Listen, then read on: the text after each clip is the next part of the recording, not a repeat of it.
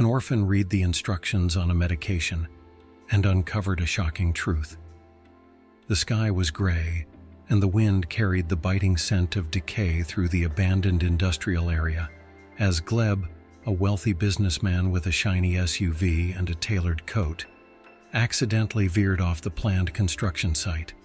Between scrap cars, rusted barrels, and stinking piles of garbage, he wandered through a maze of trash and mud, searching for a way out. The GPS was dead, and his phone had no signal. His nerves were fraying, until he suddenly froze. Something small moved between two mounds of trash.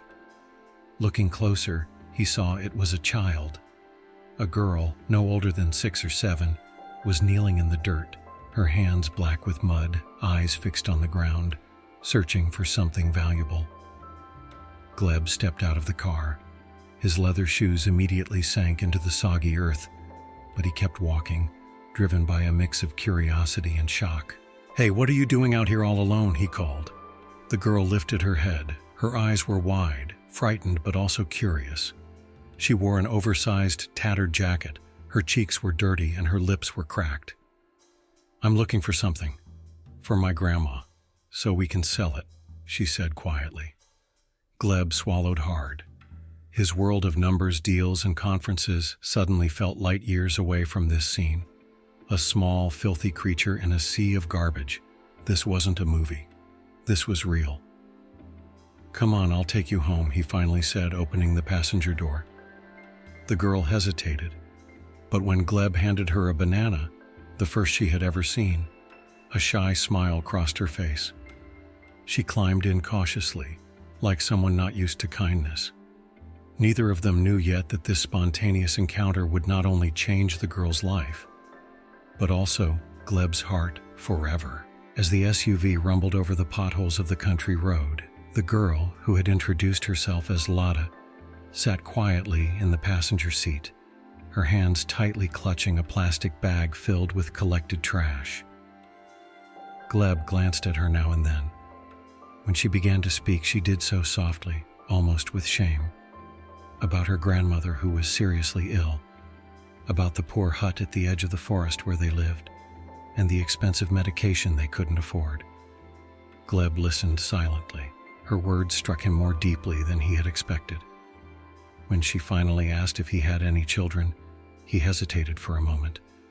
Then it burst out of him like a power outage.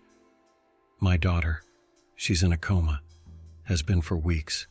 The doctors don't know why. Nothing is working."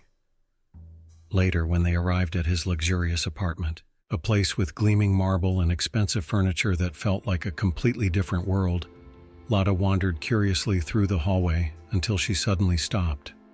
On the nightstand in the children's room, next to a stuffed animal, stood a half-full bottle of medication. "What's this?" she asked curiously. Gleb shrugged. "One of the new drugs, from Sweden. The doctor said it might help." Lotta stepped closer, took the bottle in her hand, and frowned. Her brow furrowed. "I can read a little Swedish." Gleb was about to smile when she read quietly. "Each dose contains 200 milligrams of active ingredient." Then she looked up at him, confused. "Isn't that too much for a child?" A chill ran down Gleb's spine. 200 milligrams? The prescribed dose was much lower. He knew that for sure. His gaze flew to the packaging, then back to the bottle. An inner restlessness grew inside him, turning into wild fear. "Are you sure?" he asked tensely. Lotta nodded. "I learned it from an old dictionary. It was my grandma's favorite book." Gleb stared at the bottle as if it were about to explode. A terrible suspicion crept into his heart. What if the medication wasn't helping his daughter, but slowly poisoning her? Gleb wasted no time. That very night, he brought the medication to a private laboratory run by an old school friend. The hours until the results came in dragged on endlessly, but what he learned shook him to his core. The drug given to his daughter was a cheap counterfeit with a triple overdose. It wasn't a mistake. It was sabotage. Gleb felt rage tighten around his throat. Who had done this? and why. He knew. Only someone with power and access to the medical system could have orchestrated something like this. He began to dig. Contacts who had once helped him land lucrative deals now helped him uncover a different kind of truth. He sifted through company registries, supply chains, hidden ownership records, until he stumbled upon a name that took his breath away. Uspensky Pharma GmbH, a shell company, a cover, and listed as owner, Igor Dmitrievich Uspensky, his father. Gleb stared at the documents, his heart pounding. His own father, the man who once taught him that power stands above all. He had poisoned his own granddaughter, knowingly, coldly, systematically. Gleb ran a hand down his face. Everything inside him screamed for confrontation, for revenge, but he knew, if he wanted to hold him accountable, he needed to catch him, with proof, not with rage. That same night, he contacted a trusted investigator and set a trap, a voice recording, a one-on-one meeting. What followed wasn't a father-son talk. It was a battle for truth, for justice, and for the last thing Gleb still had a chance to save. His daughter. The date was set. Gleb entered the gleaming office building where his father had ruled over deals and destinies for decades. The air smelled of expensive wood and cigar smoke. When Igor Dmitrievich saw him, he gave a cool smile. "You look upset, son." Gleb said nothing, placed the bottle of the fake medication on the table, and pressed record. What followed was a conversation Gleb could never have imagined. His father confessed, coldly, calculated, without remorse. "That child made you weak," he said. "I was trying to save you from yourself." It was the moment Gleb could have shattered everything. The table, the silence, the last thread of self-control. But he stayed calm.